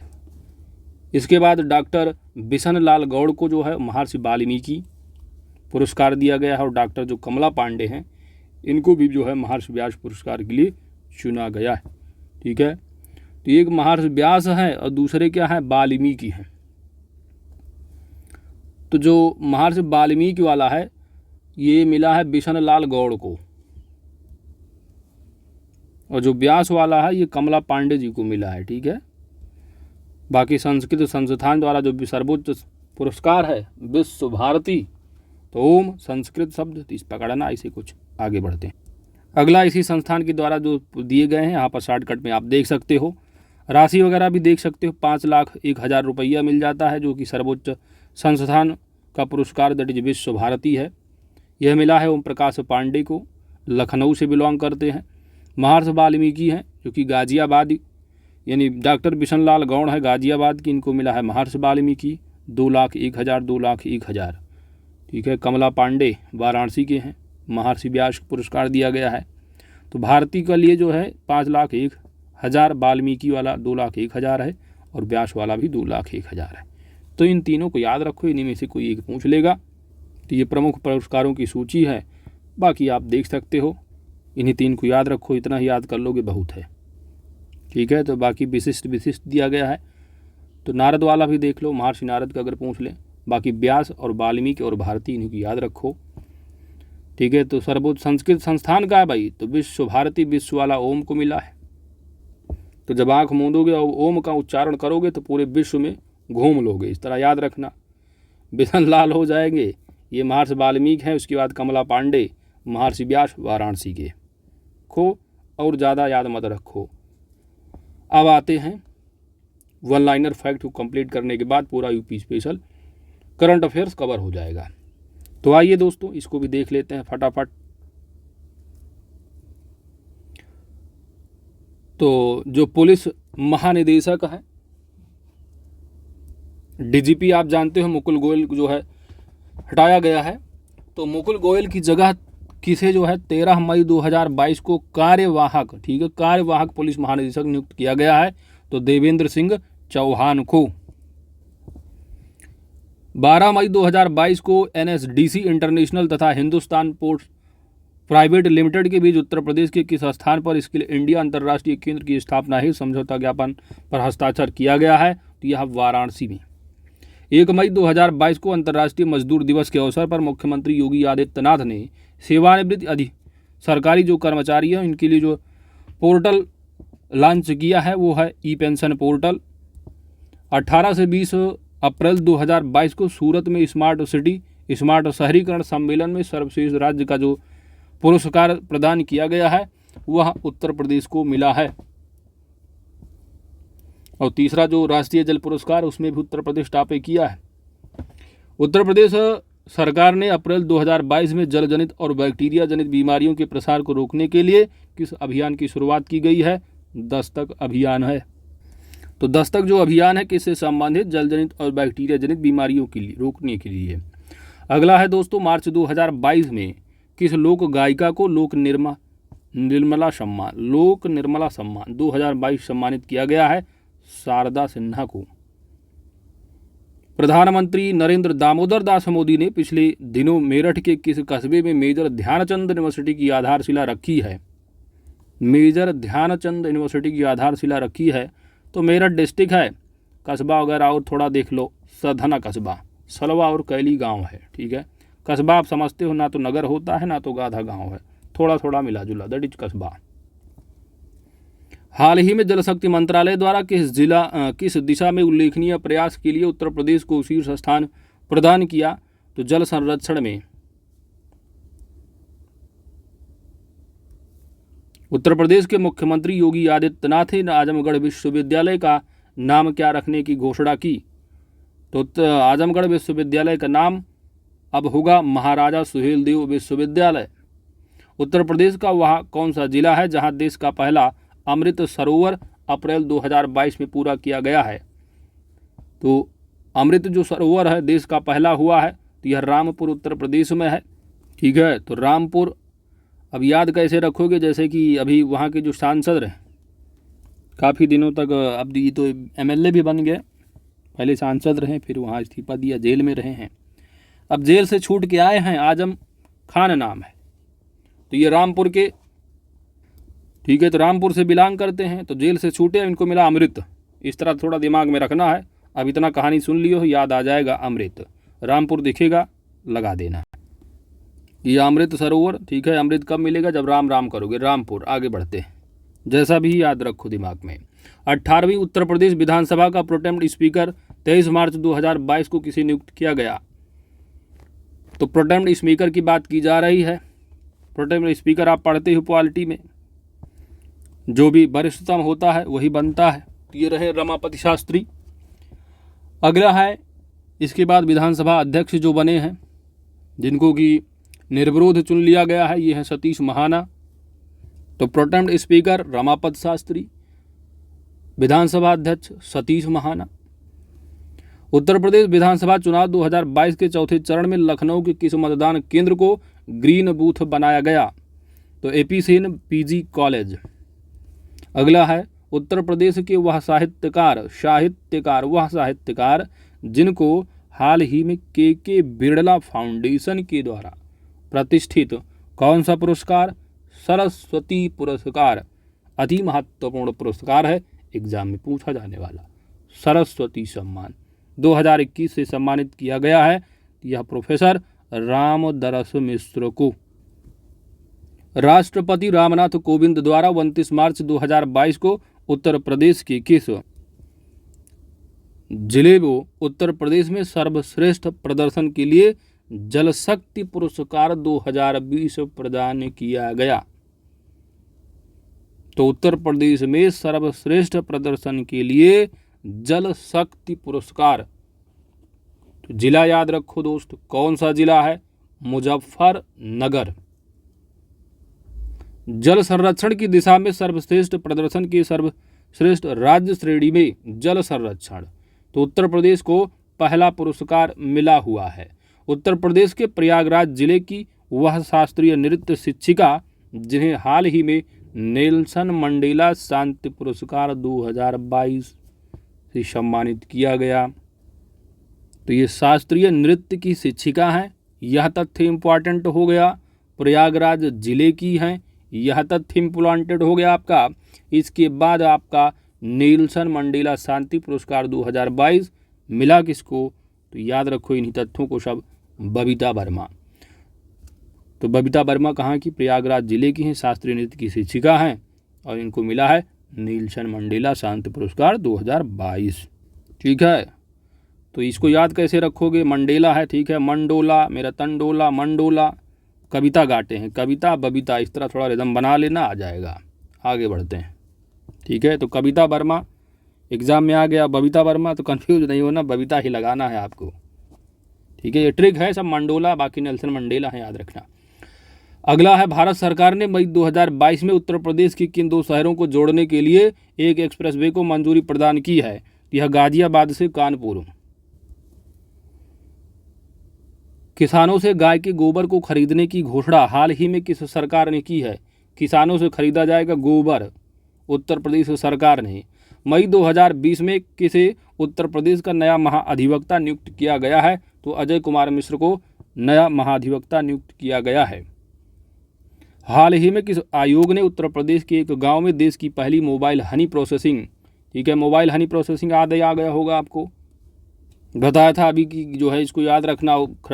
जो आयोग है तो ये खादी और ग्रामो उद्योग आयोग है, ठीक है। तो ये देश की पहली मोबाइल हनी प्रोसेसिंग, ठीक है। तो हनी से याद आ रहे होंगे हनी सिंह, तो हनी सिंह वही गाजे बाजे वाले हैं, तो गाजे बाजे यानी गाजियाबाद याद रखना आप, इस तरह दिमाग में रख लेना, आ जाएगा वहाँ पर ऑप्शन आपको याद।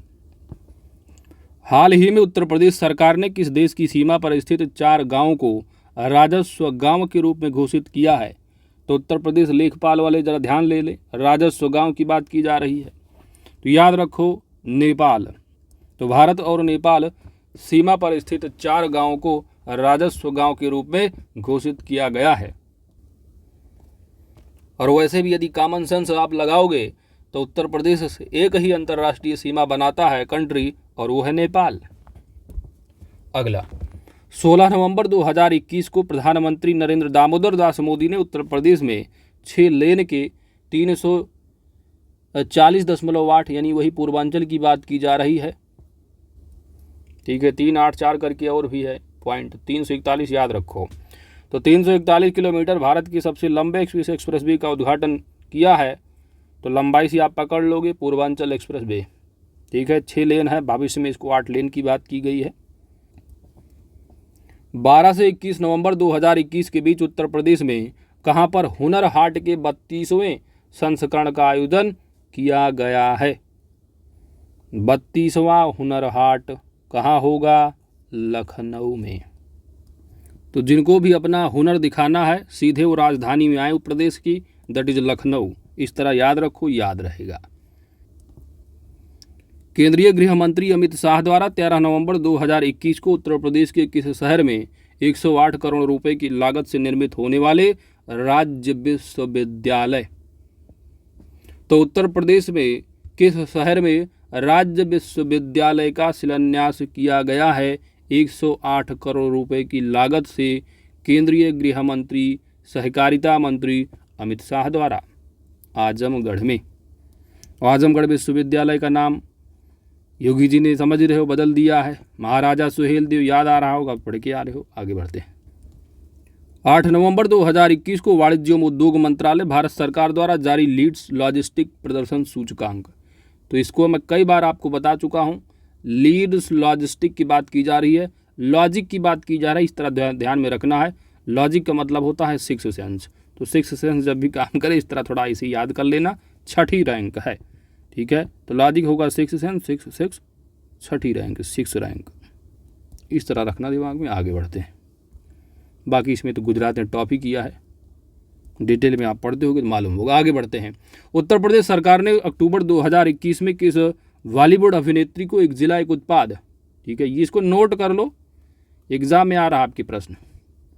कंगना जी पधार जाएंगी, क्योंकि पीसीएस आयोग का ये फेवरेट बन चुका है, पिछले भी कंगना से पूछा जा चुका है। अक्टूबर 2021 में किसे इलाहाबाद उच्च न्यायालय का मुख्य न्यायाधीश नियुक्त किया गया है? तो न्यायमूर्ति राजेश बिंदल को। तो इसको मैं कई बार बोल चुका हूँ, उच्च न्यायालय के जो मुख्य न्यायाधीश हैं, चीफ जस्टिस हैं, ठीक है, तो यही हैं इस समय उत्तर प्रदेश के। चाहे मुख्यमंत्री को भी खड़ा कर सकते हैं कोर्ट में, ठीक है। तो ये सब बातें हैं, याद रखो। तो ये बिंदास बिल्कुल है, ठीक है, इनके ऊपर कोई कुछ नहीं है, इनके ऊपर कोई नहीं, यही है मेन। तो बिंदास हैं, कोई दिक्कत नहीं है। तो बिंदास यानी बिंदल, तो राजेश बिंदल बस। बाकी इसका भी आप बनाओगे तो राजधनीश, मतलब राज करने वाले ईश्वर यही हैं, समझो। आगे बढ़ते हैं। इतना याद रखोगे, दिमाग में बनाओगे तो वहाँ पर याद आ जाएगा। उत्तर प्रदेश के सिद्धार्थ नगर से प्रधानमंत्री नरेंद्र मोदी ने 25 अक्टूबर 2021 को 2329 करोड़ रुपए की लागत से नवनिर्मित किन 9 मेडिकल कॉलेजों, ये भी इंपॉर्टेंट तथ्य हो गया आपका, लोकार्पण जो किया है? तो सिद्धार्थ नगर, देवरिया, एटा, गाजीपुर, हरदोई, प्रतापगढ़, मिर्ज़ापुर, फतेहपुर, जौनपुर। तो टोटल हो गए 9, 1 2 3 4 5 6 7 8 9। कौन कौन से हैं? तो ट्रिक अपना बना लेना। सिद्धार्थनगर, देवरिया, एटा, गाजीपुर, हरदोई, प्रतापगढ़, मिर्जापुर, फतेहपुर और जौनपुर है। यहाँ पर मेडिकल कॉलेज की बात की जाई है। केंद्रीय मत्स्य पालन, पशुपालन और डेयरी मंत्री पुरुषोत्तम रूपाला ने 8 अक्टूबर 2021 को उत्तर प्रदेश की किस स्थान से नदी पशुपालन कार्यक्रम का शुभारंभ किया है? तो ब्रजघाट है गढ़मुक्तेश्वर, उत्तर प्रदेश में। तो भैया जो ब्रजघाट गढ़मुक्तेश्वर है, गढ़मुक्तेश्वर आप जानते ही उत्तर प्रदेश किस डिस्ट्रिक्ट में है? हापुड़ डिस्ट्रिक्ट में। मान लो जिला ही पूछ ले। अक्टूबर 2021 में उत्तर प्रदेश की योगी सरकार ने फैजाबाद जंक्शन का नाम, फैजाबाद का नाम बदल दिया। फैजाबाद नाम अयोध्या है, तो रेलवे स्टेशन का भी नाम क्या है? Ayodhya cantt railway station. सार्वजनिक परिवहन के लिए रोपवे सेवाओं का उपयोग करने वाला उत्तर प्रदेश का कौन सा शहर भारत का पहला शहर बन गया है? रोपवे सेवाओं का उपयोग करने वाला वाराणसी। 20 अक्टूबर 2021 को प्रधानमंत्री मोदी ने प्रमुख बौद्ध तीर्थ स्थलों को जोड़ने के लिए उत्तर प्रदेश के किस शहर में अंतर्राष्ट्रीय हवाई अड्डे का उद्घाटन किया है? कुशीनगर में। उत्तर प्रदेश की अयोध्या में हाल ही में किस कोरियाई रानी के नाम से एक पार्क का उद्घाटन किया गया है? तो हे होंग ओके मेमोरियल पार्क। केंद्र सरकार ने देश में प्रस्तावित 4 मेडिकल डिवाइस पार्क, तो 9 मेडिकल कॉलेज हो गए, साथ ही 4 मेडिकल डिवाइस पार्क में 1 डिवाइस पार्क उत्तर प्रदेश में भी स्थापित की जा रही। ये 2021 सितंबर में। तो 4 पूरे देश में, उन चारों में से एक उत्तर प्रदेश में भी, गौतम बुद्ध नगर। मेडिकल डिवाइस कहाँ दोस्त? गौतम बुद्ध नगर में है। तो बात याद रखना, स्थापित करने की जो घोषणा है सितंबर 2021 में, कहाँ? तो पूरे देश में 4 मेडिकल डिवाइसों में एक तो उत्तर प्रदेश में होगी, गौतम बुद्ध नगर में। हाल ही में ब्रिटिश कंपनी हाउस फ्रेश द्वारा जारी एक रिपोर्ट के अनुसार उत्तर प्रदेश का कौन सा ऐसा शहर है जिसको 2020 में दुनिया के 50 सर्वाधिक प्रदूषित शहरों में दूसरे स्थान पर रख दिया गया? तो याद रखो, मोस्ट पोल्यूटेड जो दूसरी सिटी है पूरे विश्व में, समझ रहे हो? तो British company house fresh report के अनुसार। बाकी इसको कई वीडियो में कवर कर चुके हो। और पहले नंबर पर बताया गया है कि जो चाइना का जो सिटी है होटन जो सिटी है चाइना का, वो मोस्ट पोल्यूटेड सिटी है। वैसे जो इंडिया का जो गाजियाबाद है, ये एवरेज जो आपका एयर क्वालिटी इंडेक्स है उसमें आता है, दैट इज PM जो 2.5 अंतर्गत। चलो ज़्यादा डिटेलिंग नहीं, आगे बढ़ते हैं। याद रखो, मोस्ट पोल्यूटेड दूसरे नंबर पर दुनिया में गाजियाबाद शामिल किया गया है। संस्कृति मंत्रालय भारत सरकार ने हाल ही में उत्तर प्रदेश के किस शहर में भारतीय विरासत संस्थान इंडियन इंस्टीट्यूट ऑफ हेरिटेज स्थापित करने का निर्णय लिया है? तो यह कहाँ पर? नोएडा में। तो याद रखिएगा दोस्तों, संस्कृति मंत्रालय द्वारा भारत सरकार ने उत्तर प्रदेश के किस शहर में भारतीय विरासत संस्थान स्थापित करने का निर्णय लिया है? सिंपल सी बात, नोएडा में। हाल ही में उत्तर प्रदेश सरकार ने अलीगढ़ का नाम परिवर्तित करने की जो है घोषणा की है। अब अलीगढ़ नहीं होगा, अब सीधे होगा हरिगढ़। ठीक है, तो नाम में परिवर्तित हो रहे हैं। चलो, अलीगढ़ का नाम होगा हरिगढ़। उत्तर प्रदेश सरकार ने हाल ही में किस शहर में मेजर ध्यानचंद स्पोर्ट्स यूनिवर्सिटी स्थापित करने की घोषणा की है? मेरठ में। उत्तर प्रदेश के सहारनपुर विश्वविद्यालय का नाम हाल ही में क्या रखा गया? तो सहारनपुर आप जानते हैं, माँ शाकंभरी जो मेला लगता है सहारनपुर में लगता है, तो इस तरह आप दिमाग में रख लेना, माँ शाकंभरी विश्वविद्यालय होगा। अगला है, मुख्यमंत्री के रूप में अपने दूसरे कार्यकाल के लिए योगी आदित्यनाथ ने 25 मार्च 2022 को लखनऊ के किस स्थान पर शपथ लिया है? तो इकाना स्टेडियम ऑप्शन में आपको हो सकता। भारत रत्न अटल बिहारी वाजपेयी स्टेडियम दिखे तो उसको लगा देना, क्योंकि नाम परिवर्तित हुआ है, पहले इकाना था, वर्तमान नाम उसका भी बदला गया है। 2022 के उत्तर प्रदेश के विधानसभा चुनाव में कुल कितनी महिलाओं ने जीत दर्ज की है? 47। नीति आयोग द्वारा नवंबर 2021 में जारी बहुआयामी निर्धनता सूचकांक, मोस्ट इंपॉर्टेंट इंडेक्स याद जरूर रखो। मल्टीपल डायमेंशनल पॉवर्टी इंडेक्स है, याद जरूर रखना है।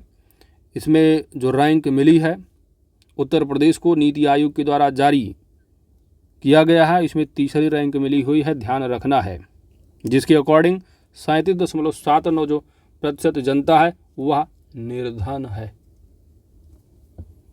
हाल ही में उत्तर प्रदेश में कुल कितने नए इंटरनेट एक्सचेंज नोड्स का शुभारंभ होगा? तो ये 7 होंगे। तो 7 वाला अभी डिटेल में पढ़ के आ रहे हो। उत्तर प्रदेश को अगर इंटरनेट से घेरना है चारों तरफ से, अच्छी फैसिलिटी देना है इंटरनेट की, क्या करना है, चारों तरफ पकड़ लेना आपको। तो जैसे कि आप पूर्वांचल में जाएंगे तो गोरखपुर को ऐड किया गया, गोरखपुर रहेगा साथ में, ठीक है। तो गोरखपुर हो गया आपका। पश्चिम साइड में आप देखे रहे होंगे तो आगरा मेरठ हो गया आपका, आगरा मेरठ तो आपके हो गए 3। 1 मिनट, चलो, आगरा हो गया, मेरठ हो गया, इसके बाद बाबा जी वाला हो गया अपने, गोरखपुर हो गया, इसके बाद मोदी जी वाला हो गया वाराणसी, तो वाराणसी को भी लिया गया है। इसके बाद उत्तर प्रदेश की राजधानी को भी ऐड करोगे आप तो लखनऊ ले लो, लखनऊ हो गया। तो 4 ऑलरेडी आपने कवर कर लिया, 3 और बचते हैं। तो बनारस का मुद्दा चल ही रहा है, ज्ञान पापी मस्जिद वाला, इसका आगरा भी लोग बोल रहे हैं, तो इस तरह याद रखो, बस याद करने के तरीके, बात कोई नहीं है यहाँ पर। तो आगरा भी हो गया, ठीक है। तो विशेष स्थान वहीं पर बात की जाएगी। तो ऑलरेडी आपने कवर कर लिया भाई, गोरखपुर हो गया, आगरा है, मेरठ हो गया, पश्चिम में लखनऊ बीच में हो गया, लखनऊ के बगल कानपुर है, इसको भी ले लिया गया है। और लखनऊ थोड़ा और इधर उधर जाओगे तो आप आगे प्रयागराज को ले लोगे, तो 7 हो गए ना आपकी, इस तरह याद रखना। चलो आगे बढ़ते हैं। केंद्र सरकार ने देश में प्रस्तावित 4 मेडिकल डिवाइस पार्क में एक डिवाइस पार्क उत्तर प्रदेश में कहाँ स्थापित करने की घोषणा की है? गौतम बुद्ध नगर। प्रधानमंत्री नरेंद्र मोदी ने 11 सितंबर 2021 को महान कवि सुब्रमण्यम भारती की 100वीं पुण्यतिथि पर उत्तर प्रदेश स्थित किसी विश्वविद्यालय में सुब्रमण्यम भारती पीठ को स्थापित करने की घोषणा की है। मोस्ट इम्पॉर्टेंट फैक्ट है, तो यह बनारस हिंदू विश्वविद्यालय में। संस्कृति मंत्रालय भारत सरकार ने हाल ही में उत्तर प्रदेश के किस शहर में भारतीय विरासत संस्थान स्थापित करने का निर्णय लिया है? अभी पढ़ के आ रहे हो सब, नोएडा। हाल ही में उत्तर प्रदेश सरकार ने अलीगढ़ का नाम परिवर्तित करने के बाद क्या हरिगढ़? उत्तर प्रदेश के पहले आयुष विश्वविद्यालय की आधारशिला 30 अगस्त 2021 को रखी गई, कहाँ? गोरखपुर में होगा। आयुष्मान भव बाबा जी गोरखपुर से बिलोंग करते हैं, याद रखना ऐसे। 5 सितंबर 2021 को वाराणसी के शहर के क्रूज सेवा का शुभारंभ किया गया है, तो क्रूज सेवा होगा चुनार। चुनार उनार आप देखे होगे, मिर्जापुर, ठीक है, याद हो गया मिर्जापुर डिस्ट्रिक्ट में है। अगला है उत्तर प्रदेश का वह आध्यात्मिक शहर जहां उत्तर प्रदेश सरकार ने 10 सितंबर 2021 को शहर के 10 किलोमीटर के दायरे में मांस और शराब की बिक्री पर पूर्ण प्रतिबंध लगा दिया। तो ये न्यूज़ में भी रहा, काफ़ी जानते हो ऐसी चीज़ों को न्यूज़ वाले बहुत दौड़ाते हैं, क्योंकि रैंकिंग इनकी इतनी है, 150 है। मथुरा वृंदावन। अगला है प्रधानमंत्री नरेंद्र मोदी ने 14 सितंबर 2021 को उत्तर प्रदेश के किस शहर में राजा महेंद्र प्रताप सिंह राज्य विश्वविद्यालय की आधारशिला रखी है? तो यह अलीगढ़ में। 25 जून 2021 को India smart city award contest 2020 Uttar Pradesh को देश के शीर्ष राज्य का जो पुरस्कार मिला है, तो याद रखना है शीर्ष राज्य का पुरस्कार मिला है India smart city award contest 2020 में। किसको? प्यारे उत्तर प्रदेश को। प्रदेश का वह रेलवे स्टेशन का जिसका नाम बदलकर रानी लक्ष्मीबाई रेलवे स्टेशन, तो ये जो झांसी वाला है उसी बदला जाएगा, झांसी रेलवे का रानी वीरांगना लक्ष्मीबाई।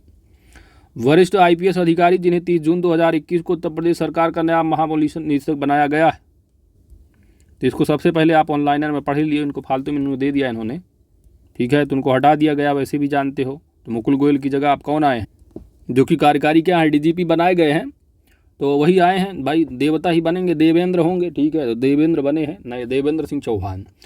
21 जून 2021 को उत्तर प्रदेश का कौन सा जिला राज्य का पहला कोरोना मुक्त जिला? राज्य का पहला कोरोना मुक्त जिला वही जिला है जहां से मोदी जी ने उज्ज्वला 2 का क्या है शुभारंभ किया था, महोबा डिस्ट्रिक्ट। महोबा किस लिए है? पान के लिए प्रसिद्ध है। तो ये लोग पान खा करके जो है कोरोना घटा दिया, इसे भगा दिए, तो पहले मुक्त हो गया, इस तरह थोड़ा रखना याद। आगे बढ़ते हैं, चलो। उत्तर प्रदेश का वह जिला जहां काला नमक चावल, अभी पढ़ के आ रहे हो, काला नमक चावल महोत्सव कहाँ है? सिद्धार्थ नगर से संबंधित। और इसके बारे में क्या पढ़ के आ रहे हो? इसको पुरस्कार भी तो मिला है प्रधानमंत्री की तरफ से कुछ, तो अभी पढ़ के आ रहे हो कि काला नमक चावल को क्या है बढ़ावा देने के लिए मिला था, इसको लोक प्रशासन में प्रधानमंत्री पुरस्कार 2021 काला नमक चावल को। अगला है 16 जून 2021 को उत्तर प्रदेश की राज्यपाल आनंदीबेन पटेल ने किसी राज्य अनुसूचित जाति जनजाति आयोग का अध्यक्ष नियुक्त किया है।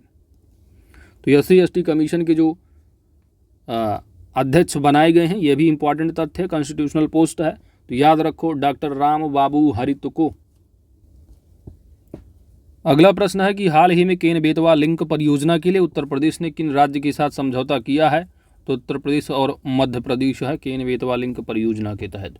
मार्च 2021 में उत्तर प्रदेश में कहां पर शहीद इशफाक उल्लाह खां पार्क का उद्घाटन किया गया है। तो काफ़ी पुराना न्यूज़ भी है, आप जानते हो, ये हो जाएगा आपका गोरखपुर।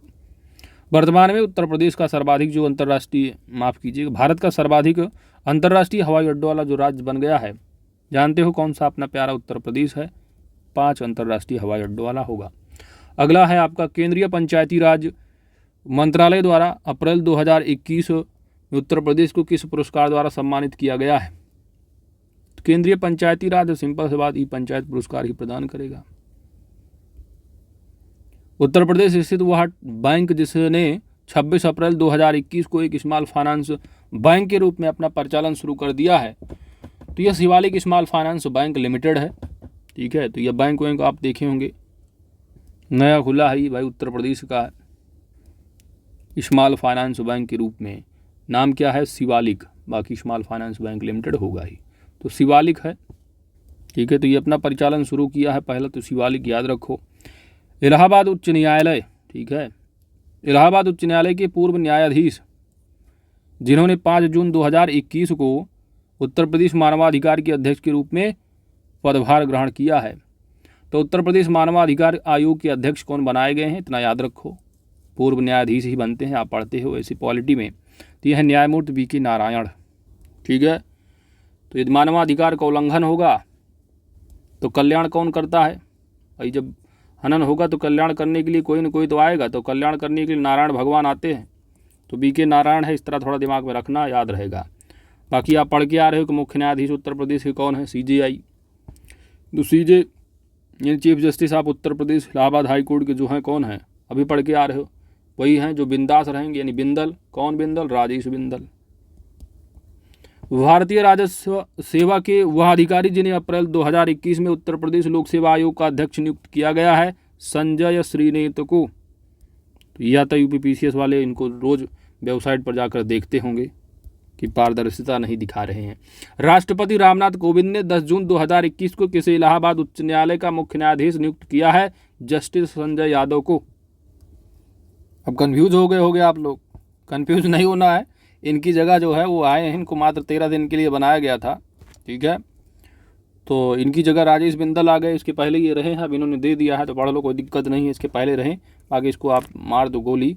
वैसे 13 दिन के लिए रहे हैं तो काफ़ी इंपॉर्टेंट हो सकता है, सबसे कम टाइम के लिए 13 दिन के लिए बनाए गए थे। इसके बाद फिर रिटायर हुए, फिर आए जस्टिस राजेश बिंदल साहब। तो बस इसी के पॉइंट ऑफ व्यू से याद रखो, 13 दिन के लिए बनाए गए थे, बहुत समय कम पीरियड रहा है। अगला है संयुक्त राष्ट्र विकास। अच्छा, यहाँ पर आपको कभी कभी लूसन टाइप का पूछ लेते हैं, मान लो पूछ लें आपसे कि इलाहाबाद उच्च न्यायालय का जो पहले मुख्य न्यायाधीश रहे वो कौन रहे हैं। तो यदि ये पहला पूछा जाता है तो याद रखो दोस्तों, जो नाम रहा है वार करके कुछ, ठीक है, तो मार वार करोगे तो इलाहाबाद पहुँचेगी हाई कोर्ट। तो ये मार रहे हैं, कौन मार? वाल्टर मार। ठीक है, तो वाल्टर मार।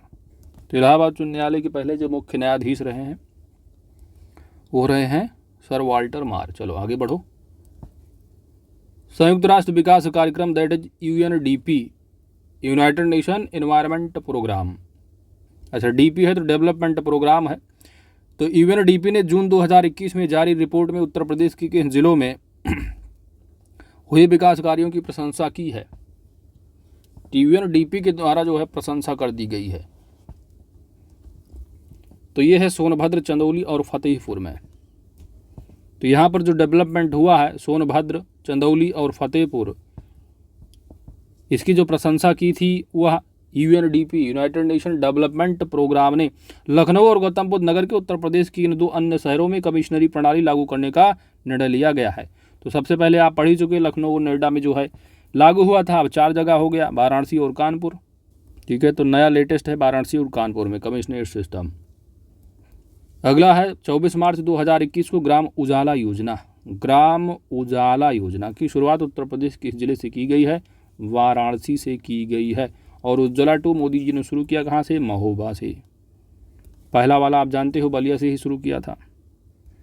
तो दोस्तों इसी के साथ आपका पूरा का पूरा जो उत्तर प्रदेश स्पेशल घटनासार का करंट अफेयर्स वार्षिक अंक रहा है, तो काफ़ी महत्वपूर्ण फैक्ट रहे हैं। आप लोग अच्छे से रिवाइज कीजिएगा दोस्त, और टेलीग्राम चैनल को आप ज्वाइन जरूर कर लीजिए। PDF वगैरह आपको वहाँ पर मिल जाएगी रिवीजन के लिए। और वीडियो अच्छी लगी है तो लाइक ज़रूर कीजिएगा। चैनल पर नए हैं दोस्तों सब्सक्राइब भी कर लीजिएगा, क्योंकि आपकी सब्सक्रिप्शन ही हमारी ताकत है। साथ ही नोटिफिकेशन बेल आइकन को आप ज़रूर प्रेस कर लेना, ताकि आने वाली वीडियो की अपडेट्स आप सभी को प्राप्त होती रहे। और चैनल पर नए हैं दोस्तों सब्सक्राइब करना मत भूलिएगा। Thanks for watching.